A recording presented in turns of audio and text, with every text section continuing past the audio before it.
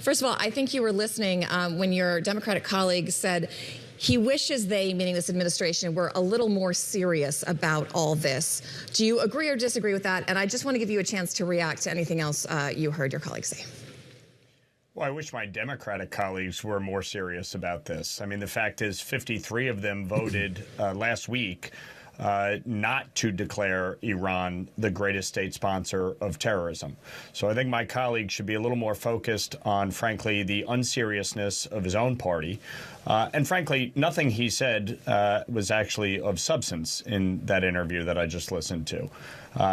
The fact is that everybody acknowledges, other than the 53 Democrats that voted no, that Iran is the greatest state sponsor of terror. They have been the greatest impediment to peace and stability in the Middle East and in the region. We see with their belligerent response to this conflict, where they are striking civilian sites in Arab states neighboring them, that Iran is the real threat here. And ultimately, after months of negotiation in which Iran refused to cede any ground with respect to its ballistic missiles program and its financing of terrorism, President Trump made a decision that every president said that they would ensure that Iran never got a nuclear weapon. And between last summer's strikes and the decision to take military action here, President Trump is ensuring that Iran cannot have a nuclear weapon. That is paramount. And all of my Democratic colleagues, including Adam Smith, just said, oh, I hope it works out. I hope we get regime change. I hope. Well, hope is not a strategy. And you actually have to be willing to take action. And that is the fundamental problem, and why Barack Obama's attempts at this and Joe Biden's attempts at this have failed so miserably, because hope is not a strategy. You actually have to be willing to take military action if you are going to impede their ability to use a nuclear weapon. The problem here was very simple. Iran was mass producing ballistic missiles at such a rate that if we did not intervene, if we did not stop it, they would have been able to develop a nuclear bomb and utilize it in short time frame. But Congressman, I haven't seen any evidence that shows that that breakout time was closer or more urgent this week, this month, than it was last summer when the administration went after those nuclear sites. Do you have any information that those decimated nuclear sites, according to this administration, were all of a sudden a bigger threat? Yeah. Okay, we have had classified briefs, and I'm not going to get into the specifics of the classified briefs, but the fact is that the administration and President Trump took decisive action last summer, striking 3 nuclear facilities. As everybody understands, Iran has enriched uranium that they are currently storing. And they were mass producing ballistic missiles at an alarming rate that would actually protect their ability to develop that bomb. Had we waited, had we allowed this to continue in perpetuity, it would have been almost impossible for us to take the necessary steps to prevent them from getting a nuclear weapon. Congressman. So there was a decision that was made, and I support what the president decided in this moment to end the threat of a nuclear Iran. And for many of my colleagues on the Democratic side, the problem with them is they're inconsistent on everything. Adam Smith was in support of efforts in Libya to remove Muammar Gaddafi. Adam Smith was supportive of Barack Obama's 7-month bombing of Libya.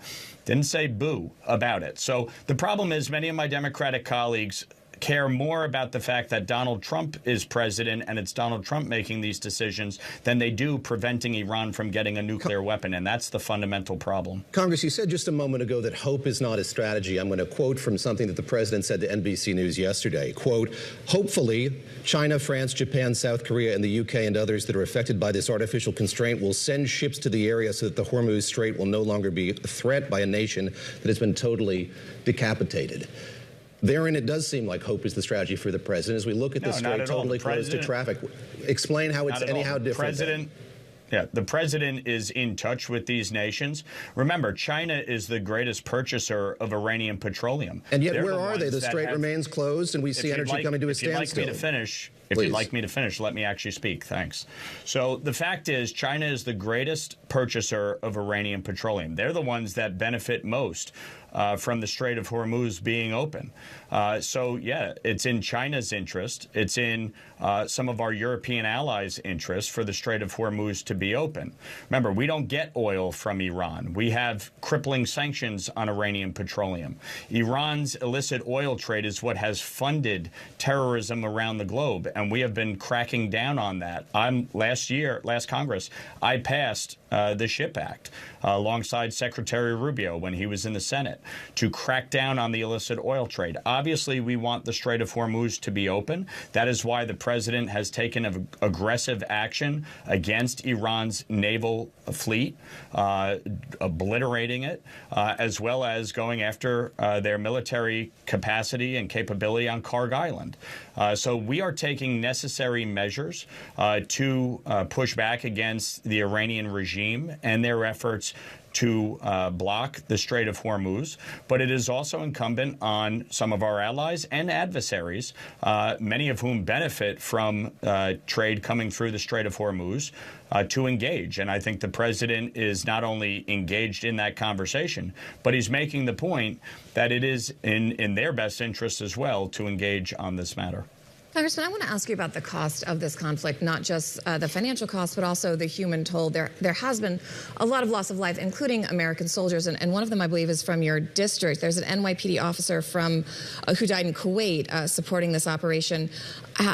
What are you hearing from your constituents? Have you spoken to this family? And are people concerned that as this goes on, even if they support the president, even if they support the objectives, they may not be willing to commit more American lives to this operation? Well, anytime we have military engagement, the loss of life is tragic. The loss of our men and women in our armed forces is tragic, and our heart breaks for their families.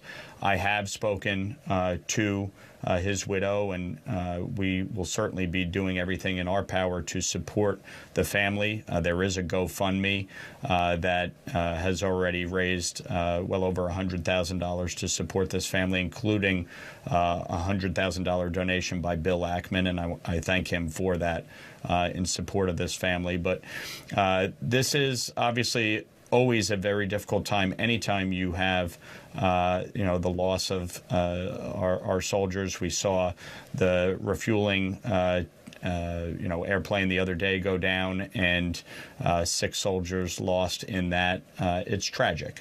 And certainly that is something that the military does everything in their power to guard against and prevent the loss of life. But this is certainly a conflict in which we are trying to stop evil. We are trying to prevent a nuclear weapon from being used in the Middle East or around the globe and cause mass casualty. You see how Iran has responded, belligerently striking civilian targets in neighboring Arab states. They launched hundreds of ballistic missiles at Israel last year and the year before.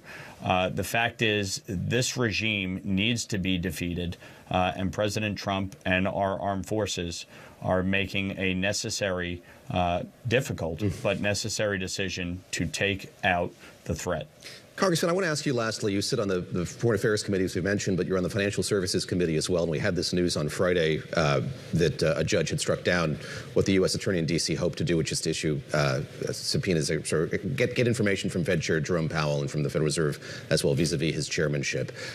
We heard from Tom Tillis, the senator from North Carolina, who's threatened to withhold Fed nominations as a result of that investigation, that he continues to do so in light of what's happened here. Do you think it's in our interest, in the country's interest, for these investigations to continue if it does involve holding up the nomination of Kevin Warsh to be the next Fed chair? Well, look, I'd like to see Kevin Warsh confirmed expeditiously. I think it's imperative that he come in as chairman. Jerome Powell will still be on the Fed board. But from my vantage point, I don't think this is the best use of time and resources. I've said that previously.